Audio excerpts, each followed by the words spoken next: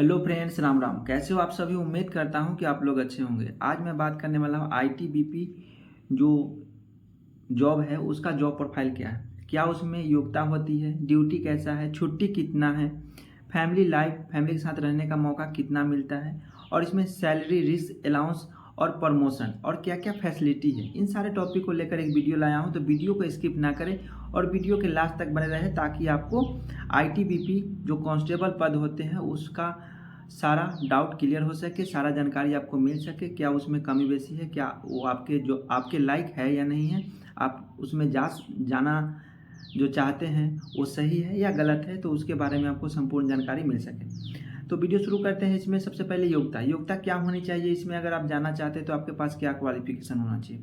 अगर आपका सपना है आईटीबीपी में जाने का तो इसमें आपका 10वीं पास होना चाहिए। आप 10वीं पास हैं तो आप इसमें फॉर्म अप्लाई कर सकते हैं, इसमें आप जा सकते हैं, क्योंकि 10वीं पास इसमें सर्टिफिकेट मांगता है। आप 10वीं पास है तो इसमें आप एलिजिबल हैं। उसके बाद बात करते हैं से इसका आईटीबीपी का फुल फॉर्म क्या होता है। तो इसका फुल फॉर्म होता है Indo Tibet border police. ITBP Indo Tibet border police इसका फुल फॉर्म होता है। इसका जो है जो जब आप इसका फॉर्म भर देते हैं तो आपको इसमें एग्ज़ाम होता है, फिजिकल होता है, ये सब सारे चीज़ आप क्लियर कर लेते हैं। आप इस सब में पास हो जाते हैं, आपका कट ऑफ में नाम आता है, मेरिट लिस्ट में नाम आता है। जब आपका सिलेक्शन हो जाता है तो फिर इसमें आपको जो होता है ट्रेनिंग होता है। तो ट्रेनिंग जो होता है कितने वीक का होता है? ट्रेनिंग होता है इसमें 44 वीक का। 44 वीक में आपको सारी जानकारी दी जाती है जो एक सोल्जर को दी जाती है। ये तो ऐसे एक पैरामिलिट्री फोर्स है, अर्धसैनिक बल है। तो अर्धसैनिक बल नाम से अर्धसैनिक है, लेकिन काम जो होता है पूरा सैनिक की तरह होता है। ऐसा ना सोचिए ये अर्धसैनिक है तो ये कोई चीज़ में कमज़ोर है या सिखलाई में कमी होता है, कोई चीज़ में कमी नहीं है।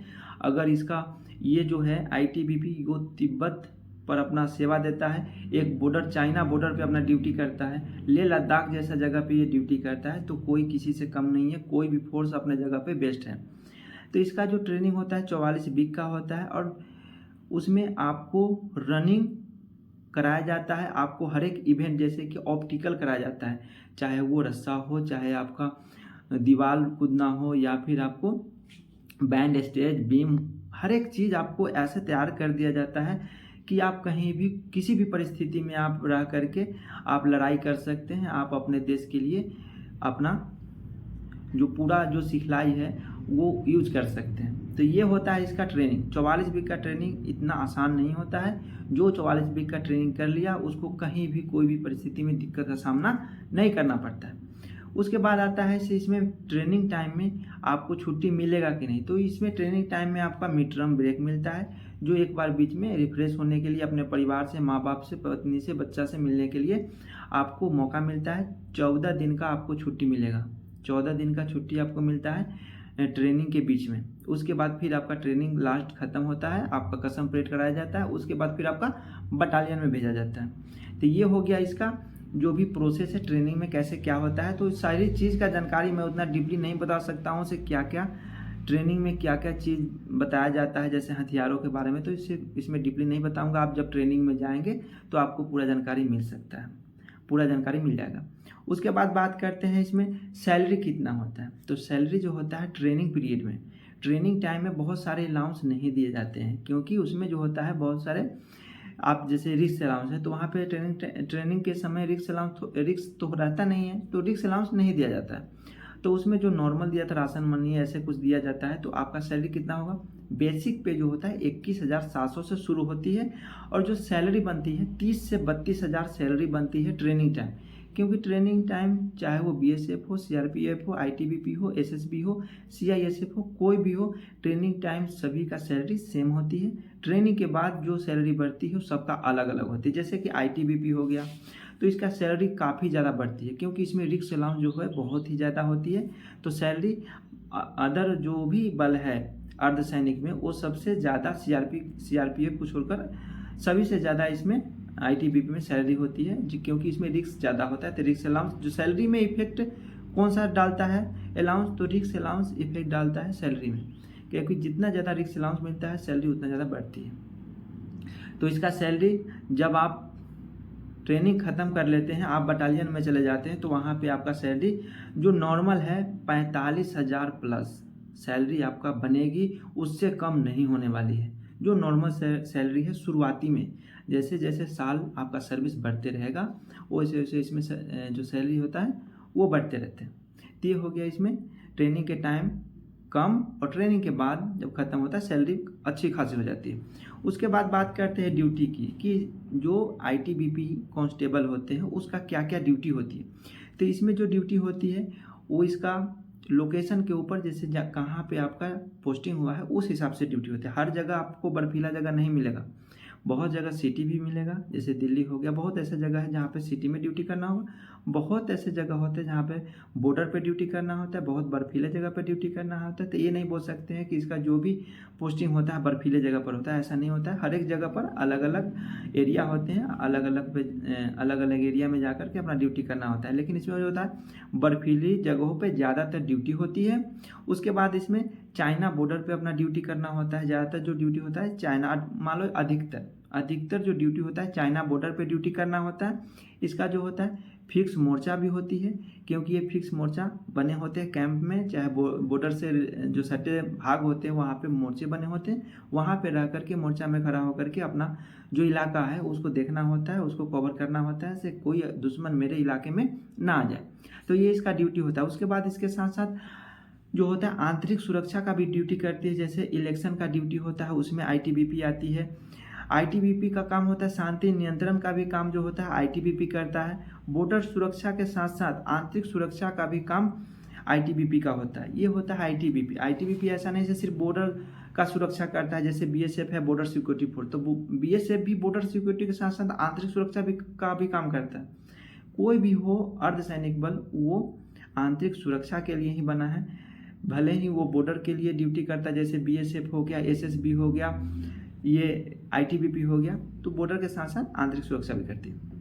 उसके बाद बात करते हैं ITBP का जो मोर्चा होता है, फिक्स मोर्चा कितने घंटे का होता है, तो वो होता है 8 घंटे का। कोई भी बल हो, फिक्स मोर्चा जो होता है CISF को छोड़कर जो भी होता है 8 घंटे का ड्यूटी होता है। तो उसमें जो है आपका टर्न बाय जाता है, जैसे 2 घंटा है तो फिर 4 घंटा रेस्ट, फिर 2 घंटा, ऐसे करके 8 घंटा वो सिचुएशन के हिसाब से कहाँ पे आपका ड्यूटी है, किस हिसाब से है, तो उस हिसाब से, लेकिन 8 घंटा का ड्यूटी होता है फिक्स मोर्चा का। उसके बाद होता है इसमें अगर इलेक्शन ड्यूटी करते हैं तो उसमें कोई फिक्स टाइम नहीं होता है, उसमें सुबह से शाम हो जाएगा। तो उसमें ये नहीं है कि हम 8 घंटा ड्यूटी करेंगे, 4 घंटा ड्यूटी करेंगे, ऐसा नहीं होता। इलेक्शन ड्यूटी में आपको पूरा दिन भर 24 घंटा, 12 घंटा से 24 घंटा आपका ड्यूटी होगा, उसमें कोई पाबंदी नहीं है कि आपका इतना ही घंटा ड्यूटी होगा। और इसमें जो होता है पेट्रोलिंग का भी ड्यूटी की जाती है, जो अगर आप GD से हैं तो आपको पेट्रोलिंग भी की जाएगी, करना पड़ेगा। और उसके बाद आप बात करते हैं छुट्टी की। इसमें छुट्टी कितना होता है, तो ITBP जो कांस्टेबल है, चाहे ITBP कांस्टेबल हो, चाहे हेड कांस्टेबल हो, चाहे ASI हो, चाहे SI हो, उससे कोई मैटर नहीं, छुट्टी सभी के लिए सेम होता है। तो छुट्टी जो है 60 दिन EL मिलेगा आपको। उसके बाद आपको 15 दिन CL मिलेगा। जो एक्स्ट्रा छुट्टी हाफ पे लीव होता है वो तो अलग है, लेकिन जो नॉर्मल छुट्टी है 60 दिन EL, 15 दिन CL, टोटल 75 दिन। और CL जो होता है 15 दिन, वो जैसे कि RSGH संडे ऐसे इंक्लूड होता है उसमें, तो वो 15 दिन जो छुट्टी है वो 22 दिन 23 दिन ऐसे छुट्टी बन जाता है। तो टोटल ऐसे 75 दिन है, जो RSGH हॉलीडे जो मिल के 80 से 85 दिन छुट्टी बन जाता है। तो छुट्टी अच्छी खासी है इसमें। और उसके बाद बात करते हैं इसमें से आपको जो इसमें अलग अलग आपको छुट्टी भी मिलेगी। जैसे कि आप अगर पुरुष हैं तो आप अगर पिता बनने वाले हैं तो आपको 15-15 दिन पूरे सर्विस में 2 बार छुट्टी मिलेगी, जिसको पैतृक छुट्टी बोलते हैं। तो ये सुविधा आपको मिलती है पूरे सर्विस में 2 बार, मतलब 2 बच्चे के लिए ही आपको इसमें फैसिलिटी दी गई है। 15-15 दिन छुट्टी आपको मिलेगी। लड़की के लिए अलग से छुट्टी मिलती है। जो लड़की कैंडिडेट होते हैं, लड़की जो होते हैं इसमें कांस्टेबल, उनके लिए इससे ज़्यादा छुट्टी मिलती है। अब बात करते हैं इसमें फैमिली के साथ रहने का मौका कितना मिलता है, अन्य जो बल है उससे ज़्यादा मिलता है या कम मिलता है या मिलता ही नहीं है, तो उसके बारे में। तो इसमें जो है SSB, CISF, SSF, इन सब जो फोर्स है इससे जो फैसिलिटी है उससे कम मिलती है, क्योंकि ITBP का जो ड्यूटी होता है, जिस ड्यूटी का लोकेशन होता है ज़्यादा खतरनाक जगह पे होता है, वो सेफ जगह पे नहीं होता है, तो फैमिली के साथ रहने का मौका कम मिलता है। ऐसा नहीं कि मिलता ही नहीं है, मिलता है। जब आपका पोस्टिंग सेफ जगह में होता है तो तो आपको फैमिली के साथ रहने का मौका मिलता है, लेकिन हर एक जगह पे नहीं मिलता है। जैसे कि CISF में आप पूरे सर्विस में फैमिली रख सकते हैं, SSB में ज़्यादातर रख सकते हैं फैमिली, और जो होता है SSF में पूरे सर्विस आप फैमिली के साथ रख सकते हैं, क्योंकि वो ज़्यादातर सिटी में रहता है। SSF तो जो पूरा सर्विस आपका दिल्ली में कर जाएगा, पूरा सर्विस दिल्ली में ही होने वाला है SSF का। तो बहुत ऐसे बल हैं जिसको ज़्यादा फैसिलिटी दी जाती है, मिलती है। क्यों मिलती है? क्योंकि वो एक सेफ जगह में उसका लोकेशन होता है। उसके बाद बात करते हैं इसमें जो होता है जहाँ पे क्वार्टर बने होते हैं। जैसे ITBP में हर एक जगह पे क्वार्टर का सुविधा नहीं होता है, क्योंकि वो जगह उतना सेफ नहीं होता है, वो उतना फैसिलिटी नहीं होता है से हम हर एक जगह पे क्वार्टर बना सकते हैं। तो जहाँ पे क्वार्टर बने होते हैं वहाँ पे ITBP में आप फैमिली के साथ जो सुविधा है वो सुविधा का आप आनंद ले सकते हैं।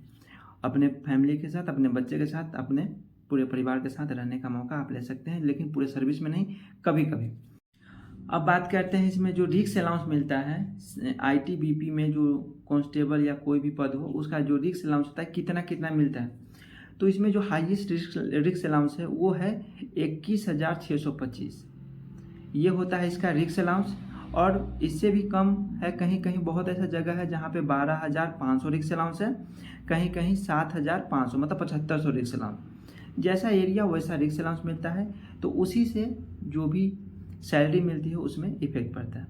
तो ये होता है इसका क्या क्या, कौन सा जगह है, कहाँ का कितना रिक्स अलाउंस है, तो उस हिसाब से सैलरी आपका घटती रहेगी या फिर बढ़ती रहेगी। ये हो गया इसका सैलरी का रिक्स अलाउंस का। अब बात करते हैं इसमें आप ITBP से कहाँ कहाँ आप जा सकते हैं, किस किस फोर्स में आप जा सकते हैं। तो इससे आप NDRF में जा सकते हैं। तो NDRF में जाने के लिए आपका सर्विस भी होना चाहिए, कितना 5 से 6 साल आपका सर्विस होना चाहिए, तब आप NDRF में जा सकते हैं।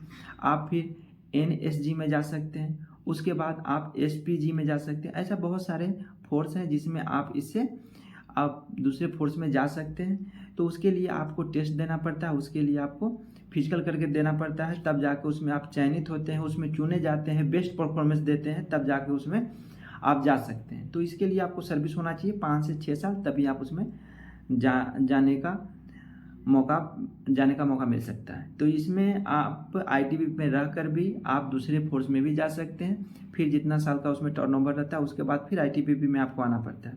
तो कुछ दिन के लिए, जैसे 4 साल 5 साल के लिए आप जा सकते हैं, उसके बाद फिर आपको आना ही पड़ेगा। लेकिन ये फैसिलिटी है, आप अगर आप में वो गुण है, आप में वो हुनर है, आप में फिजिकल मजबूत है, आप में अगर आप जॉब करने के बाद आप पढ़ाई को मेंटेन करके रखें, तो आप बहुत से ऐसा फोर्स है उसमें आपको जाने से कोई नहीं रोक सकता। वो आपके ऊपर है, आप कितना मेहनत करते हैं। अब बात करते हैं इसका जो ड्यूटी होता है, ITBP का जो ड्यूटी होता है कहाँ कहाँ होता है। जो मेन पॉइंट है ITBP का ड्यूटी का वो मैं बता रहा हूँ। इसका जो मेन ड्यूटी होता है लेह लद्दाख का ड्यूटी होता है, जो बर्फीली जगह पे होते हैं काफ़ी, वहाँ पे जो उसका टेम्परेचर होता है काफ़ी कम होते हैं, तो उसमें रहना बहुत ही मुश्किल होता है, आम आदमी उसमें नहीं रह पाते हैं। तो ये जो ITBP है वो बहुत ही टॉप ड्यूटी होता है ITBP का। उसके बाद अरुणाचल प्रदेश में इसका ड्यूटी होता है, और उसके बाद सिक्किम में रहते हैं, चाइना बॉर्डर पे इसका ड्यूटी होता है। तो ये जो मुख्य जो पॉइंट है जहाँ पे ड्यूटी करते हैं वो मैं बता दिया। ऐसे तो बहुत सारे जगह पे ड्यूटी होता है, लेकिन ये जहाँ पे ज़्यादा ही टॉप ड्यूटी होता है, ये सब ड्यूटी है। अब बात करते हैं इसमें क्या क्या फैसिलिटी दी जाती है। तो इसमें सारे फैसिलिटी दी जाती है। आपको मेडिकल फैसिलिटी दी जाती है, खुद का अपने परिवार का इलाज आप कैशलेस ट्रीटमेंट करा सकते हैं, आपको कैंटीन का सुविधा मिलता है, आपको लिकर का सुविधा मिलता है, आपको हर एक सुविधा मिलेगा जो एक पैरामिलिट्री को मिलता है। जैसे CRPF, BSF, SSB, CISF, SSF, इन सारे को जो सुविधा मिलता है वो एक ITBP को भी सुविधा मिलता है। तो ये सेंट्रल का जॉब है, तो जो भी सेंट्रल को सुविधा दी जाती है वो एक ITBP को भी दी जाती है। तो ये हो गया इसमें क्या क्या ड्यूटी है, सैलरी कितना है, क्या क्या फैसिलिटी है, और इसमें ड्यूटी कितने प्रकार की होती है। इसमें सिर्फ आंतरिक सुरक्षा के साथ साथ और कोई ड्यूटी है तो उसके बारे में बता दिया हूँ।